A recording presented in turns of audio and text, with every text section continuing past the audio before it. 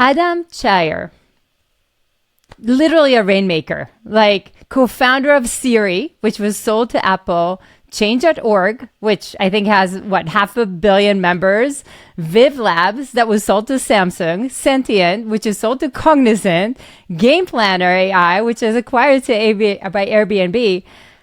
Adam, take us back in time to when you just getting started with Siri.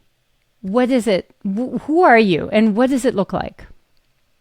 Interesting. So I had been dreaming about and working on Siri-like visions for many, many years. My first version of Siri was in 1993, which was the year before I saw a web browser. This was pre-web. And so I was thinking about, someday I said there will be content and services on machines around the world beyond the PC that you have on your desk. And we'll need some interface to interact and discover that content and services. So that was always my dream. In a sense, it was my conception of the web or the internet before the web came along. I thought everyone would have an assistant, and you would just say, I want to know this, or I want to do that. And the assistant's job would be to understand your request, break it into pieces, route it, sub-requests to the right machines around the world, aggregate the results, present them to the user. So that was my dream from the early 90s. I built it, a prototype of it, where you could use speech recognition, you could use handwriting recognition, you could use graphical interfaces, mixes of all of this on a little, almost like an iPad-like tablet, running on a much, much slower bandwidth and memory and compute. But that was just me dreaming and playing. So the start of Siri as a company didn't happen until 2007, so 14, 15 years later.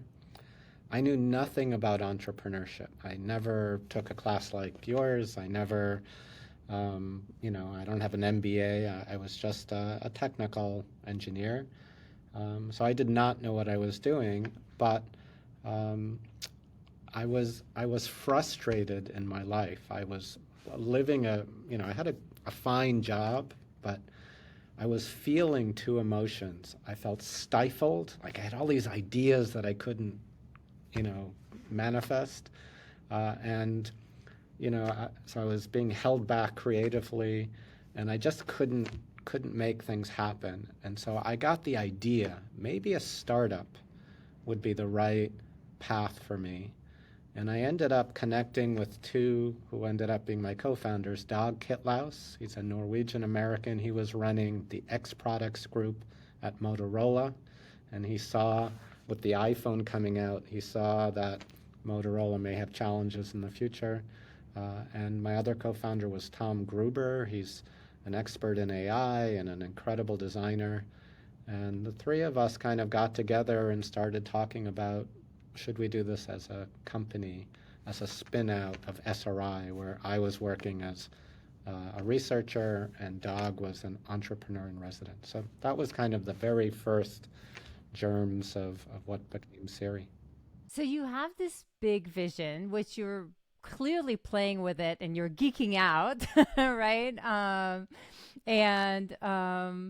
But from that to actually leave a comfortable paying job is a big difference. Like a lot of people have ideas, but they don't necessarily have the, call it courage or call it craziness or whatever it is, to actually step out and create that into a reality.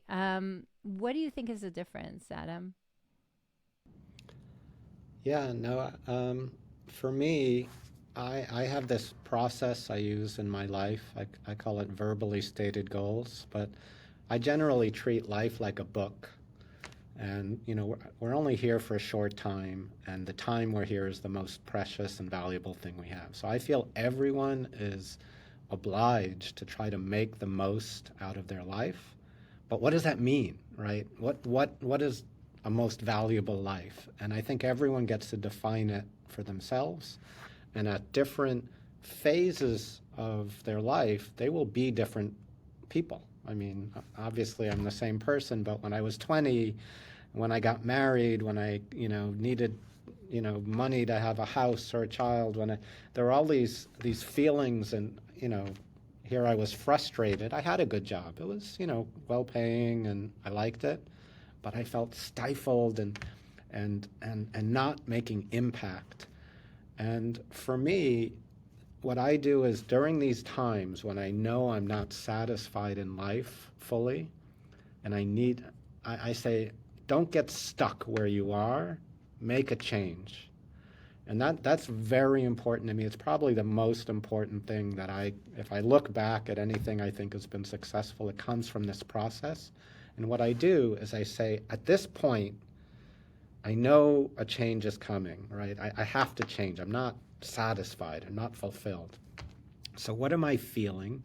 At this time, it was stifled, and what I was working on wasn't going to impact anyone.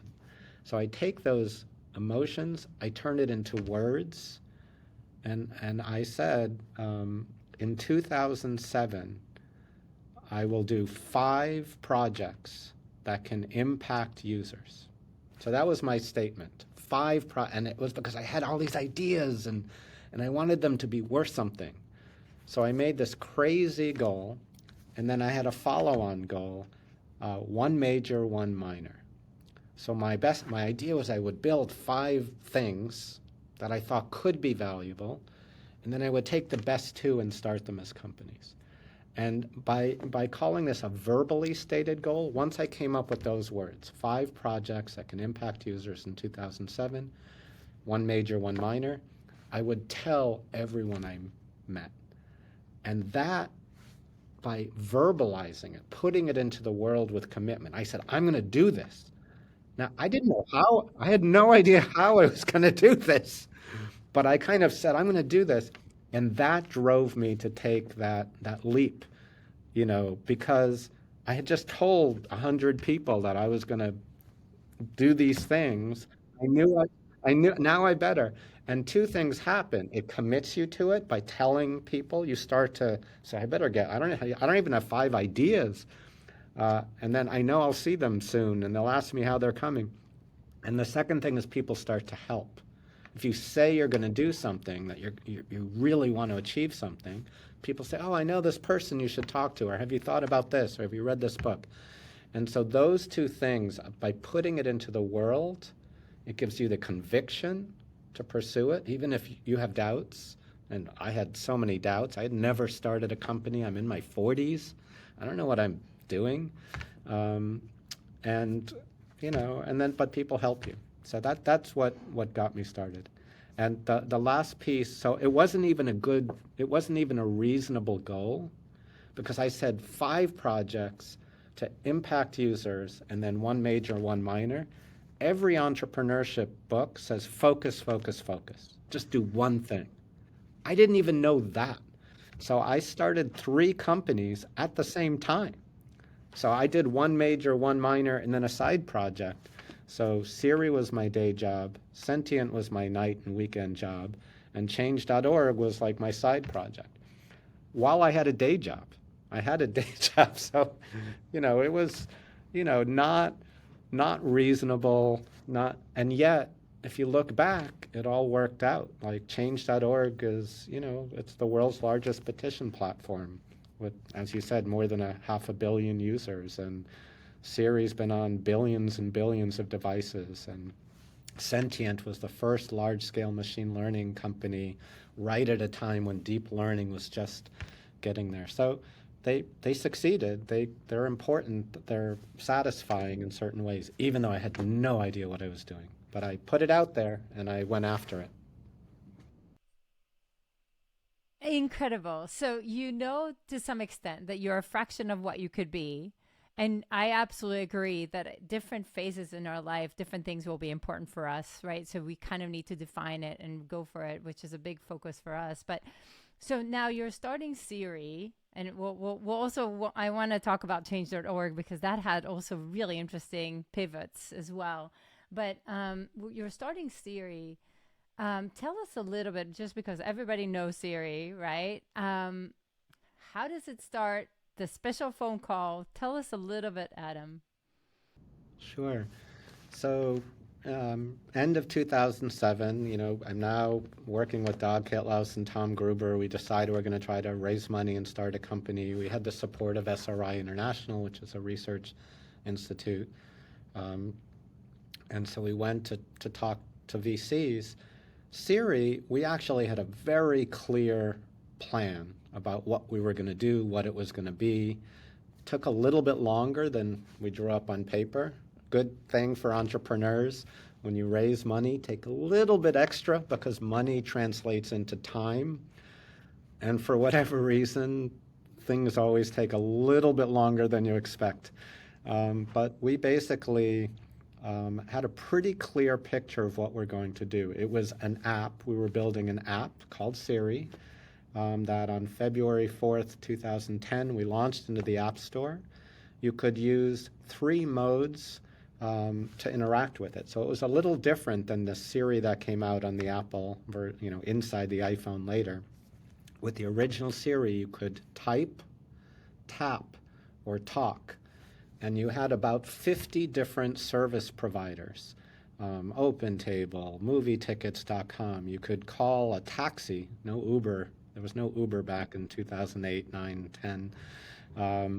But you could literally say, Siri, get me a cab, and it would show up. So kind of Uber before Uber. Book tickets. And there was a dynamic ecosystem of services that would compete and cooperate.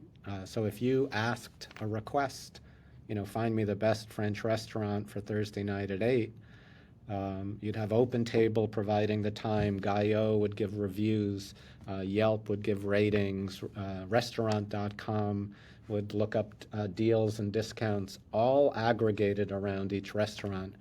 And it was very open. It was an ecosystem. It was meant to be sort of like the internet, but an internet that you could talk to and interact with. So we launched the free app. 2 weeks later, we get this phone call, absolutely unannounced. We see it. It actually says Apple Cupertino, and this was iPhone. We're like, Apple's calling us. Swipe, swipe. We're like, I hope we didn't do something wrong. We launched this app. Swipe, and we would have to swipe to answer, and it wasn't picking up. We're like, come on, answer, answer, answer.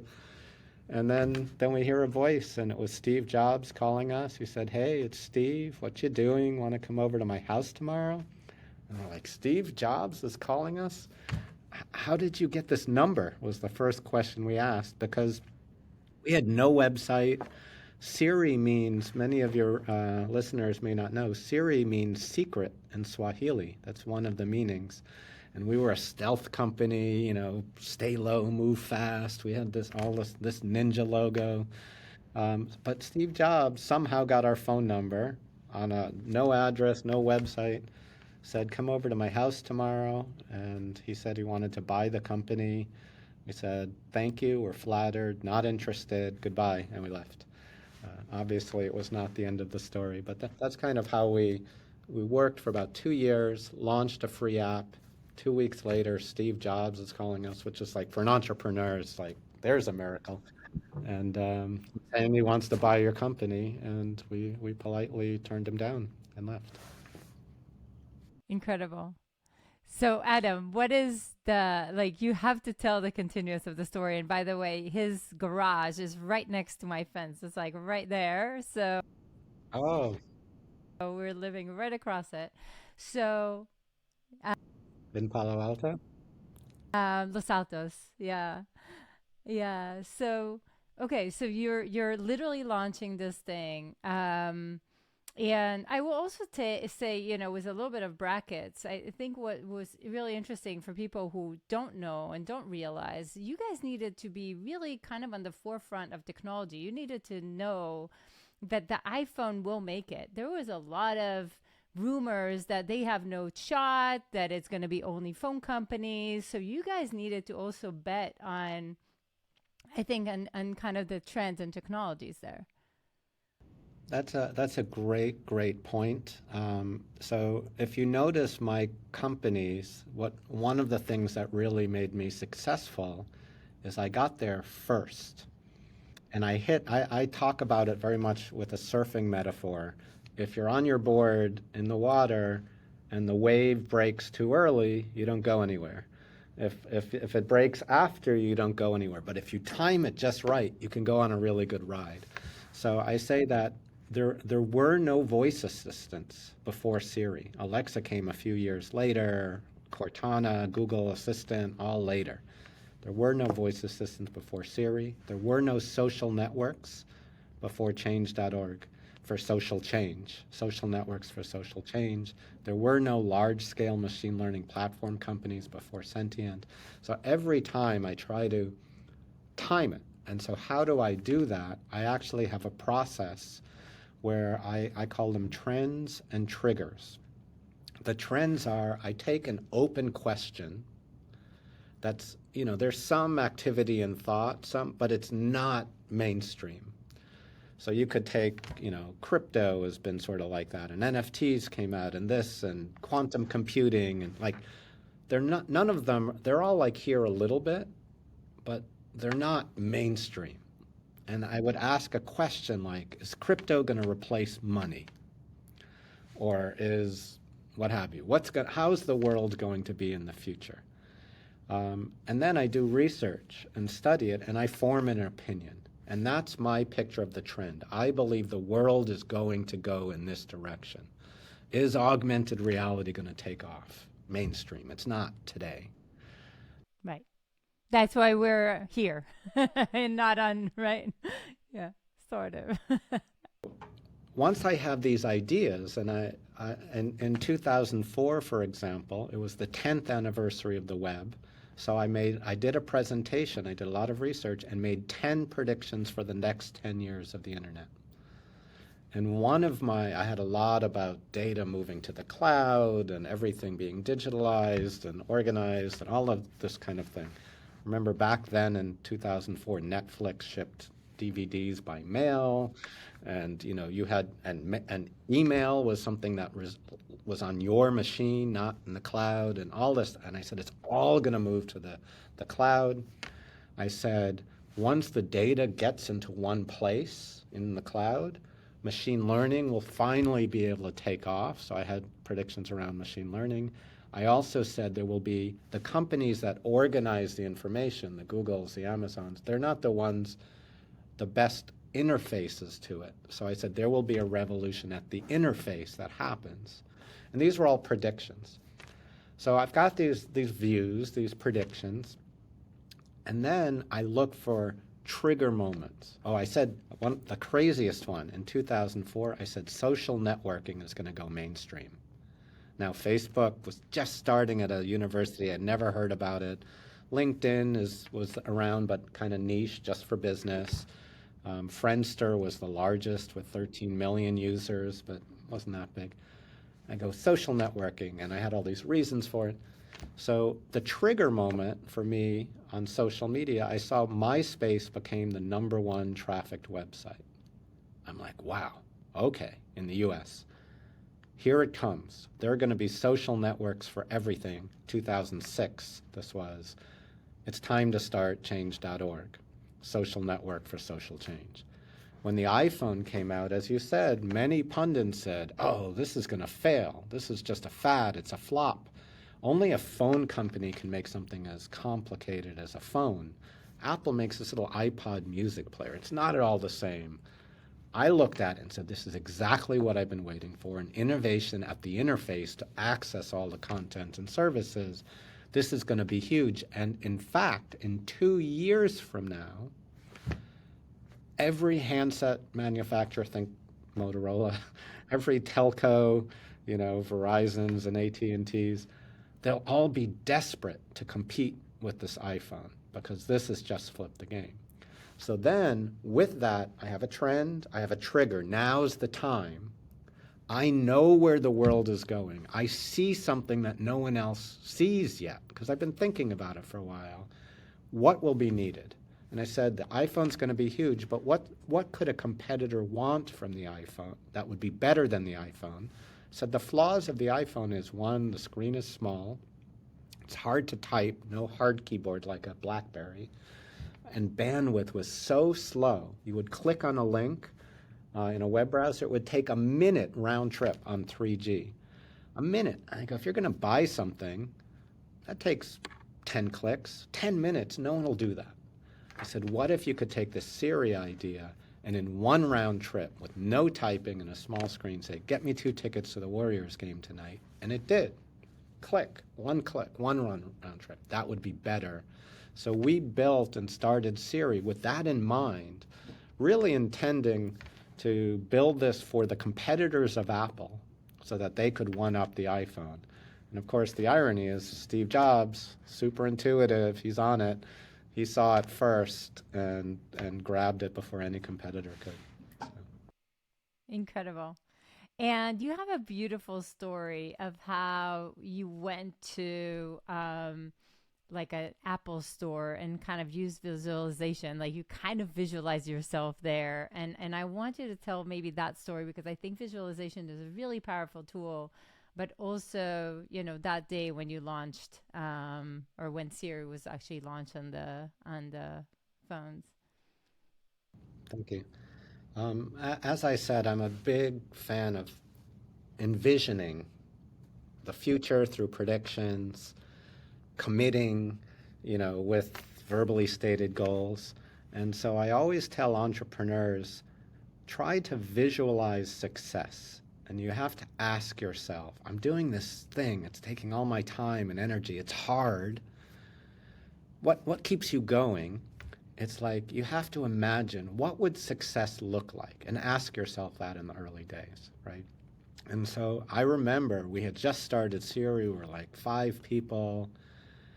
I walked into an Apple store, and this was just after the iPhone, must have been early 2008. So the App Store had just emerged, and Apple had on its wall all the icons of the apps of the biggest, most powerful companies in the world. There was Google, there was Skype, there was Pandora, there were Facebook, right?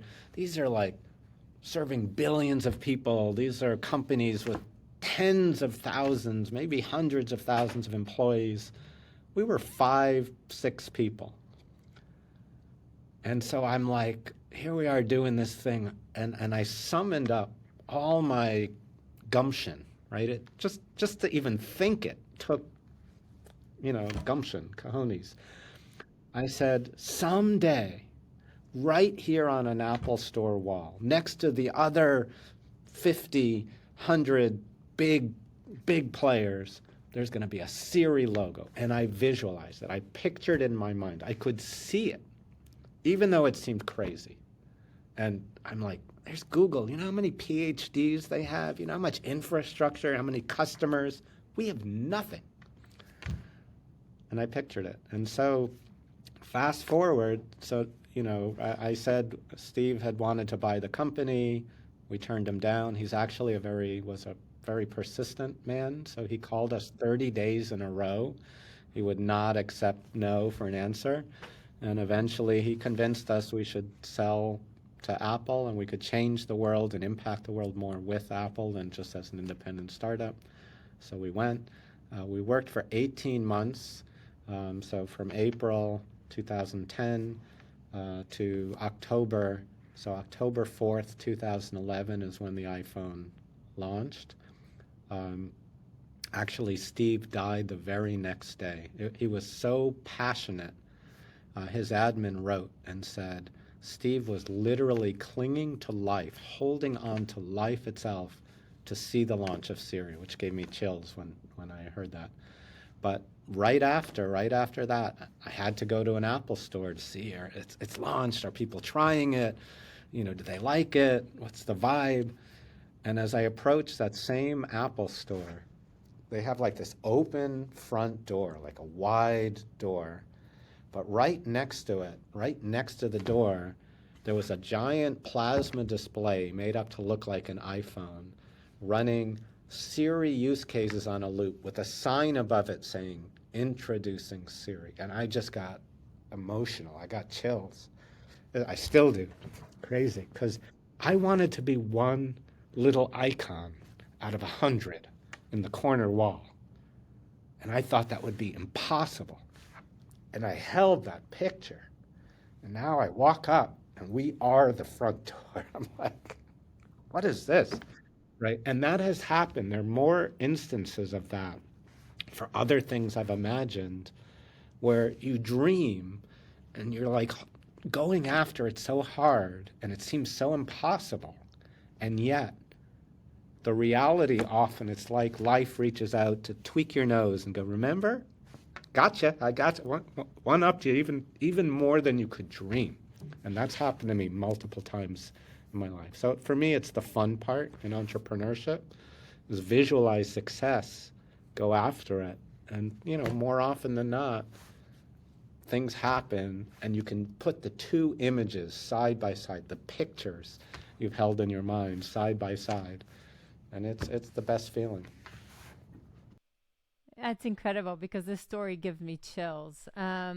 So again, is this also what keeps you going? Because entrepreneurship, let's be real, Adam, like sometimes it sucks, right? It can get really, really, really hard. Is it those visualizations that also keeps you going? Is it something else? Is it what keeps you going when things get hard? And I think I want to also tie it to change.org a little bit because you guys needed to look for market fit for a while. Tell us a little bit. I don't think it's not the success that drives me. It's not the money that drives me. It's the goal. It's the pursuit of the goal. And I just have this personality. My wife thinks I overdo it too much, but like this year, I'm in my high 50s. I said, what would be cool? 30 years ago, I ran the Beta Breakers race, which is a race in San Francisco, 12 kilometers, goes up a giant hill and down the other side. And I had this time, I wonder if I could beat it. It's a stupid little random idea. I'm going to try. I take that goal. And then even if it's impossible, 30 years, you slow down a little bit in 30 years. And I just started, I put out a goal and I just showed up every day. I did the work. I got a coach and trainer, and he says science can predict exactly how fast you're going to run based on your heart rate and training data. I'm like, am I going to beat my goal? He's like, no, you're not. You're going to miss it by a minute and a half. But, you just needed to train more. You didn't have enough time I'm like, yeah. But I beat the goal. I went out there and I did it, right? So it's not, I just like to pick something I'm curious in. And this Siri idea, 1993, I'm still pursuing it. People will talk about ChatGPT and all of this. Isn't this incredible? I'm like, yes, it's incredible. And they're like, isn't it done? I'm like, no, it's only half of what I imagined 30 plus years ago. I'm still frustrated that, the Siri I did was a step towards it, but it's not what I wanted. It's not open. We can talk about all the things AI today is not where I want it to be. And so it's more like I have this random curiosity goal that I think this should be true, or I'm interested in it being true. And I just keep working on it and keep showing up and trying, and everything else kind of falls out as a side effect. Never wanted to sell a company but I wanted to explore this idea, and I just kept doing it. Amazing. Do you think there's connection between the like a race, like sports, and your chase in entrepreneurship, or is just the persistency that is aligned? Yeah, there's some quote, I don't know who said it, it's, inspiration and perspiration kind of thing, it's 99% perspiration. Yeah, I'm curious. I I'm interested in things. Sports, is part of it. But um, I don't know. I think yeah, I just have a personality. I like to dream Just don't stop. of all sorts of things. And then I'm like, why not make that come true? And it's not going to be an easy road. It's not going to be an instant road, but I find it worthy, especially if I commit myself to do it. Like if I get to the point where I say I'm going to do this, you know, I try, and I also don't accept failure in ways. I don't define failure as many do. Like people say, "Oh, Siri must have been your greatest success." I'm like, I'm very proud of what we did, but it failed in so many ways. I wanted so much more. So it's both my greatest success, maybe, and my greatest failure. But it was an important stepping stone to the next thing. And so, yeah, I see it as a journey. I pursue things that interest me and that I care about in some ways. I keep trying and trying again. I check in with myself. What's important to me at this stage of my life? Am I fulfilled? Is this what I need to be focusing on? You know, that's the verbally stated goal story. And, you know, I just try to go through life and be true to who I am and my values and what I want out of this life. And yeah, so that's how I think about it. But let's go there, Adam, for a second, because again, most entrepreneurs will fail, but for real, right? And usually they're just not going to find the market fit, or they're not going to find a way to monetize, or it's just not going to, or it's just not going to be at the hands of so many people, right? So when you look for market fit, and clearly, again, I kind of call you the rainmaker because everything you touch somehow made it, right? So how do you find a market fit? Are you just listening more? Are you experimenting more? Are you not afraid to try different things? What do you think is the secret? Well, first of all, I never call anything I do a failure. Even startups, I say you only fail if you stop trying. So even if in some form this particular startup ran out of money, say, and had to shut down, so was it a success? Was it a failure? Well, from the investor's point of view, it's probably a failure. From your point of view, it's probably a valuable learning experience, and you got to try and explore. And if you hold on to the goal and pick it up in a new form, and maybe you tried in a different startup, it's not a failure, it's a stepping stone. So when I did Siri, for instance, Siri's great, but it only did a little piece of what I wanted it to do. It was missing so many of the core ideas that we had done actually in earlier versions of Siri, never made it to market in the Apple version. So I declared success. I don't use the word failure. I left Apple at a time when Siri was exploding. I walked away from a team I loved, millions of dollars, to go try again, start a new company to focus on what I wasn't able to do at Apple on Siri for various reasons. So I didn't give up, right? I tried again. So, you know, was Siri a failure? No, it was a success in some ways, a failure in some ways, but it was a stepping stone. And as the goal that I was trying to get to, if I don't give up, it's not a failure. Yeah, it's only a failure if you give up.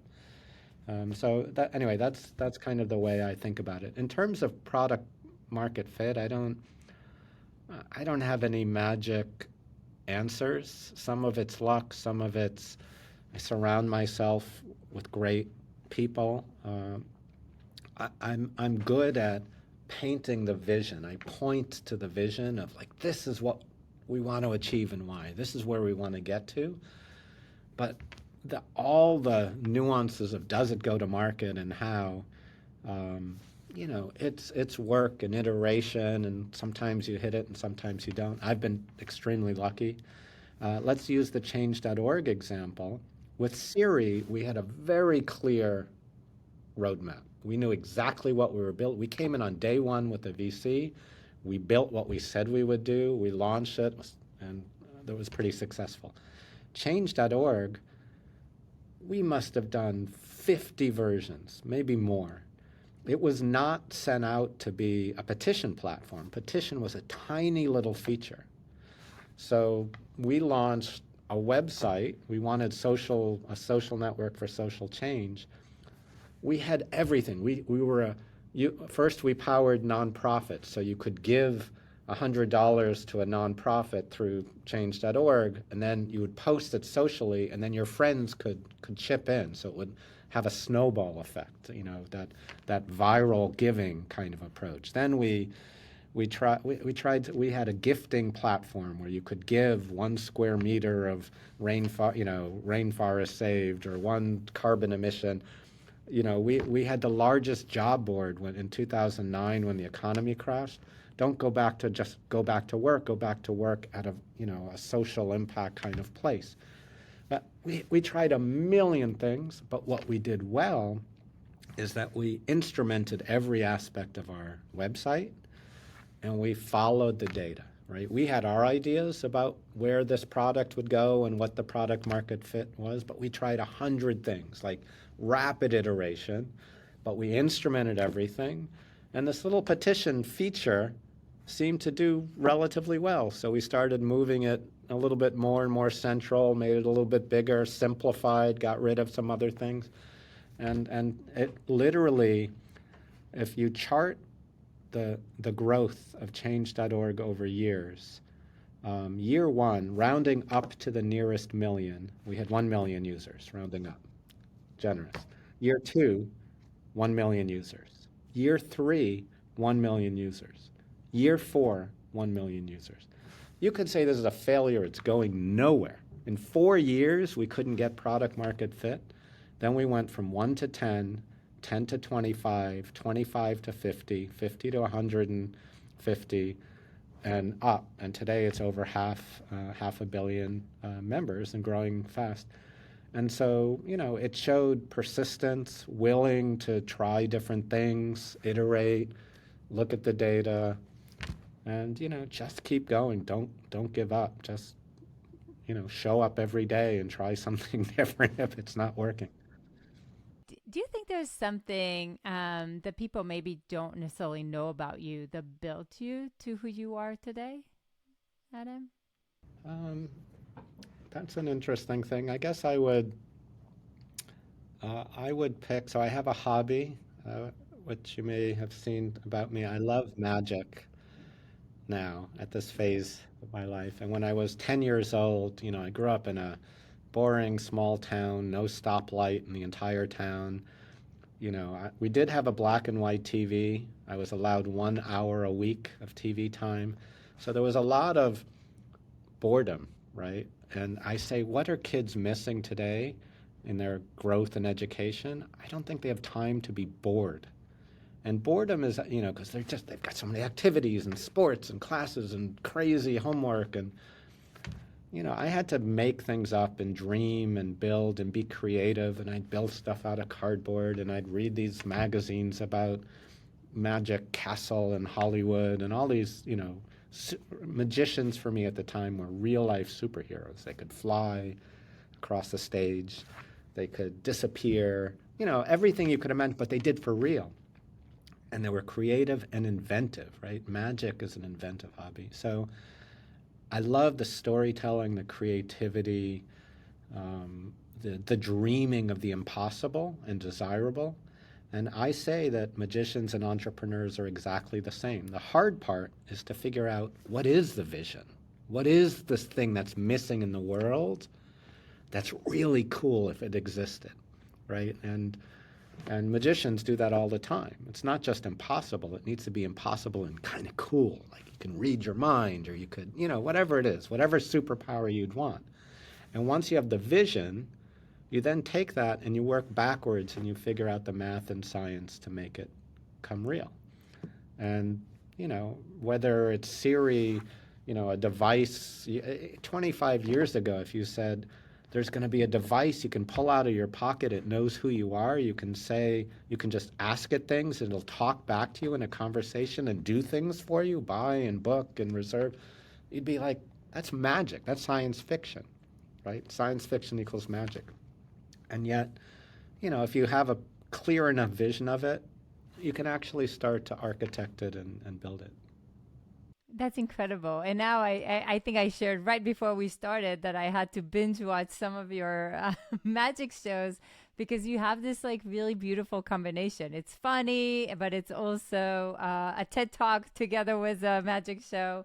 Um, and I thought that was incredible. And you use Siri a lot with it, which is kind of like just a beautiful way I think, just to close the loop. So, and one of the things that we usually like to do in this show is like, if I take you back in time to that kid that is like building things or whatever, what would be an advice that you'd give to your younger self? I would just say to enjoy fully the moment and the phase where you are. Now, I was lucky that I figured this out pretty early. Uh, right at senior year in high school, I remember talking to my best friend at the time, and he was, in school and working a job and saying, "Oh, when I get to college, it's going to be so much better." And I remember saying, "Are you happy?" He goes, "I'm not gonna. I don't have time to be happy. When I get to college, I'll be happy." Like he was always looking forward to this beautiful thing. And I go, you'll never be 18 again, right? This is a special time. Squeeze the juice out of it. And that, led eventually to my verbally stated goal philosophy. The way to have a successful life is if every moment along the way you fully appreciate it. You're not, college will be great, but let me make the most I can out of this special time, high school, whatever it is. How do I have the most fun, the most? So I would say that advice of being present in the moment, not rushing. Like if you're in a good place, really appreciate it. Express gratitude, enjoy it, soak in it, live it, get the most out of it. Because life's going to change. Life comes in chapters. There'll be some point where this nirvana ends and you're now frustrated or something's changed or, you graduated and now you're forced into this new chapter of college or whatever. And that'll be great too. But make the most out of each chapter. And then when a new chapter comes, then it will be time to dream. So I didn't, at age 10, I wouldn't, I don't think any kid really knows how to appreciate how special every moment is. They take it for granted, but that's a lesson, I think, even at any age. It's always good to have a reminder of.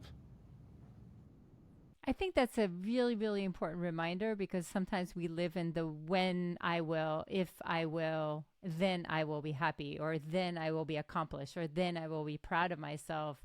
And I think also as parents, sometimes we like, oh, when the kids grow, or when, and you always kind of live in that balance that doesn't really exist. You're trying to have it all, but not at the same, at the same time. And it's like, you can have it all, just not at the same time. Like, let's focus what's really important for you. I've seen it a lot in entrepreneurship. There's a trap, a mindset that many people say, "Oh, if I could be a billionaire, then I would be happy." Right? They set this false goal in the future, and then they achieve it, and they're still not happy. And whenever I see someone setting this goal, if I got there, then I would be happy, I'm like, wait. I think you're always looking forward to something else, and you're not happy now. And if you do that all the way across your life, you'll get to the end and you've never been happy. So for me, it's like every moment. In fact, you should always be monitoring. Am I in a good place? Am I satisfied? Am I fulfilled? Great. Let's keep this going as long as I can. If you're not, you have an obligation to change it. Don't live in a situation where you've really got something, either a need or a desire, like, if you need something, not on a local everyday level, but you've gone for some time and you're not happy, change. But but know how to extract, the goodness of the now. Amazing. We have one life to live. Let's have some fun, right? Amazing. Adam, thank you so, so, so much for this super, super inspiring story. What you achieved is seriously incredible. And I can see that with your personality, you know, like there's a lot more coming, but thank you so much for your time, Adam. Yeah, thank you so much. Amazing.